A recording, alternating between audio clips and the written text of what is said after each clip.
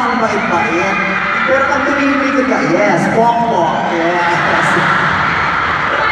Diba? Hindi pwedeng mabait na mag-o. Kailangan may pang-tease ng kaunti. Diba? Maganda. Bakit kayo tingnan mo, lahat sila nakaputi. Ikaw lang tunay yung nakaitin. Ikaw talaga kontrabida ng buhay ko kahit kailan eh.